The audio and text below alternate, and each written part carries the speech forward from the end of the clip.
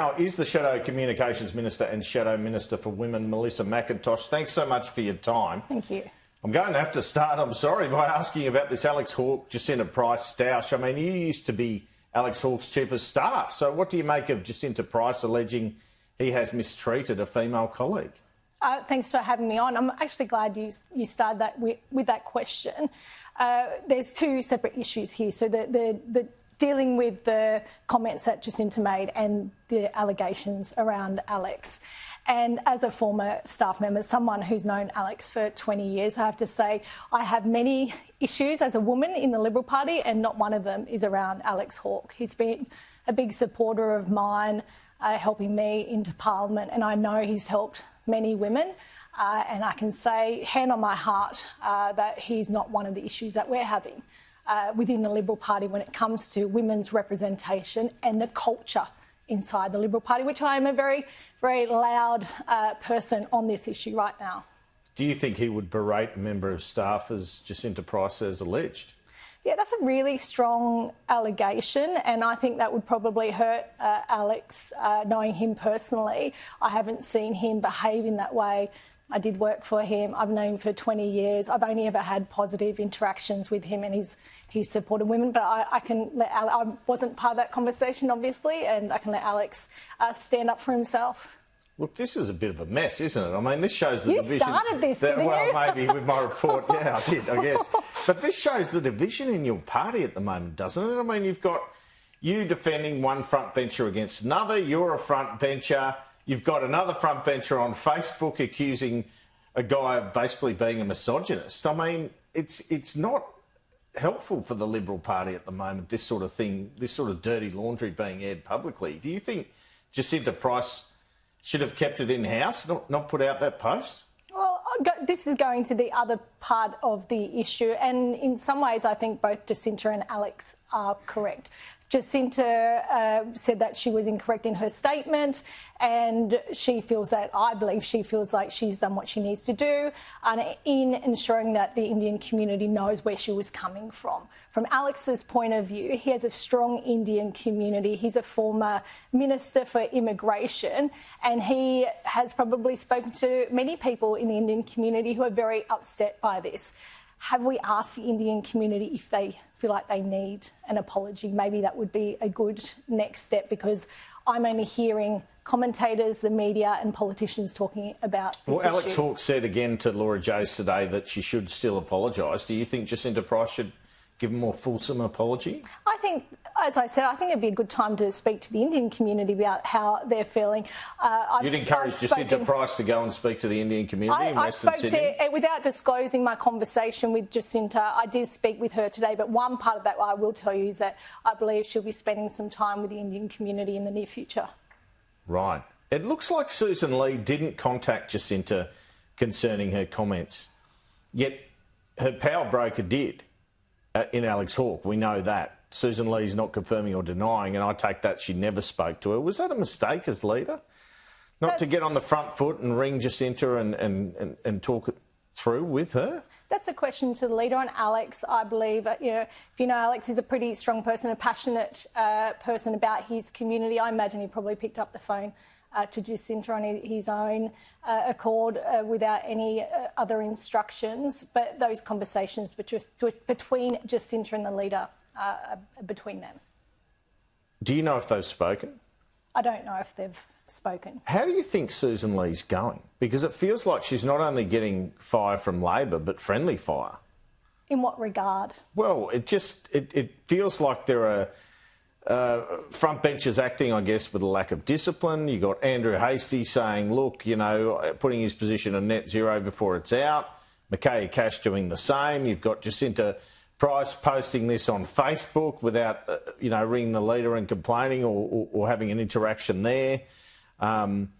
You've just got a lot of kind of things which are not assisting Susan Lee in her leadership at the moment going on, haven't you? I could only talk from my point of view, and in the women's portfolio, Susan was the former Shadow Minister for Women, and we're doing a lot of work at the moment getting out into communities, finding out what went wrong at the election, how we can develop policies that appeal to Australians that we let down last election. devastatingly let down. So I think Susan is right in the process that we're going through to develop policies within the Liberal Party and to make sure everyone has a voice. And I think for the first time in a long time, it's my understanding there's a very robust process within the party for policy development, for backbenchers to air any concerns they have and to be part of the policy making process. Well, let's talk now about your portfolio, social media, and the proposed ban on under-16s. What did you make of the government's age assurance trial results? I have some questions about that. I met with the families last week in Parliament who've lost their children to social media harm, and that's a reminder when you meet those families why we're at this place. It's heart-wrenching stuff. It makes me feel emotional just thinking about what they've been through. And they asked me to promise that I'd do everything I can to hold the government to account and making sure that this works. And that's the question now. Is this going to work? There's question marks around the trial and the technology that will be used. And I even questioned within the report that was put out during the week, it said, if there's certain measures that don't seem to be working, this is the sort of summary of it, then digital ID, some form of digital ID may need to be used to verify somebody's age. We didn't agree to that. So there's question marks around the technology and whether the technology is going to be robust enough. And there's also other question marks around the effectiveness of the ban. There's no public education campaign at the moment. Parents don't know this is coming. Right. Kids don't know this is coming. This is one time you advocate for government advertising, I guess. Well, when you purely put it in the lens of protecting Australian children, and we committed to this was a Peter Dutton policy, then we need to make sure the government is doing everything they can in their power to get this right. That's a good point you make. It was a Peter Dutton policy. Yeah. I assume you supported it at the time. What was your vision then of how it would be implemented? Because how do you do it without what is going to cause some community concern? That's big tech getting our data, our biometric data, potentially. I have to note that I was not the shadow communications minister at the time. I believed in the intent of the policy around protecting Australian children. As things have rolled out and as more information has come to light, including the power, which I probably didn't realise until I came into this portfolio, the power that an unelected official in the e-Safety Commissioner has on all of this. I think that it's time, and this was made, this was a coalition government policy and position. I think it's time that we relook at that. Times have changed.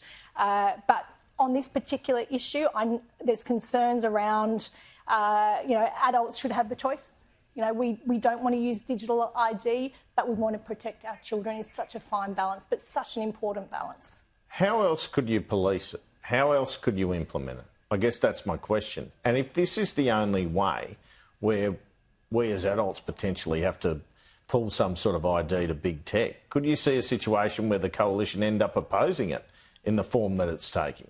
Well, we're going to have to really strongly be across the details all the way through. So if there's any infringement on privacy, we need to be aware of it. But it just, as we're talking, just going back to those parents who came to Parliament, who have lost their children, who are begging, please make this work for our kids so no other children die because of social media harm, then we have a responsibility to see it through now. Do they have a view on the privacy element? Their view probably is, look, tough luck. No, they never were. When I spoke to them, it wasn't about that. They want to ensure that that children know this ban is coming, that parents know, and it's happening just around school holiday time over Christmas. And December 10, right? And then if parents aren't aware it's happening, kids are no longer with it being able to be on social media. And I think government's got a responsibility to make sure people are aware and that this works for I'm predicting families. you and Annika Wells have very busy summers ahead. I wouldn't be planning any holidays. I'll just be on a case. Do you have a view of the late inclusion of YouTube accounts in the ban? Yeah, I would have liked to have seen YouTube looked at in a different way. I had many conversations with YouTube. My concerns around YouTube and kids not having accounts is when you've got an account, there is some form of protections. So kids now searching whatever they like without being protected at all on YouTube. I do have concerns, and I know YouTube was willing to work with us as a coalition on finding some other ways. What's going on with this? A month ago, the coalition voted in the Senate to recognise the e-safety commissioner's remit has exceeded what Australians would deem as reasonable. I'm quoting from your press release. Yeah. This was because the e-safety commissioner registered an internet search engine service online safety code requiring Google and other engines to require every individual to have an account before they could freely use a search engine. Take us through this. Yeah, so this is around every Australian needing to have an account, a Google account or whatever account it is, to go onto the internet to be able to search. And if you don't have an account, certain search options won't be shown. And this is what made me start questioning the powers of an unelected official. And I'm not saying that she's not doing a good job. This is not about that. But we gave the e-safety commissioner those powers, 10 years ago, before all of this. And the world has changed. I would like us to have some sort of investigation or inquiry into the powers of the e-safety commissioner and whether it's fit for purpose as things move along. We've got AI coming on now, which scares every single parent in this country about what that's going to do, the opportunities and also the risks, and what does this mean in protecting our children from AI bots into the future. So there's many elements to that comment that I made around the e-safety commissioner. So do you have confidence in Julia Grant? It's nothing personal. I think that she's got a very important job to do. I just want to make sure that the powers she has are the powers that she should have. Just quickly, because I'm nearly out of time, what do you make of Chris Minns's comments on tobacco excise? Yeah, I think we're at a real risk of a real failure of social policy and health policy in this country, and health policy being caught up in criminal policy, and how we protect our Australians. And it's obviously out of control right now. The intent of taxing tobacco is now leading to something much more sinister. And I think the Albanese Labor government really needs to get across this and start speaking to the premiers and working out a future for taxation of tobacco, and also what are we going to do to stop this. And very briefly, it is a tough time for New South Wales Liberals. You would have heard my report that Labor might win Kiama. What do you make of that, and what's the way back for the New South Wales Liberal Party? Yeah, I would love for us to be able to take Kiama back, but the way back for the New South Wales Liberal Party is like any good member, and that's to be really community-oriented, only focus on the community issues. And I believe that our candidate there is a great local, has done a lot of volunteer work, has been on council, so he's the right candidate, but it has been a very terrible time that we've had in that particular area with a former Liberal, and I hope we can win it. But I've been in a contest where there's 10 candidates and it fractures the vote as well, and having 13 odd candidates is going to be tough. Melissa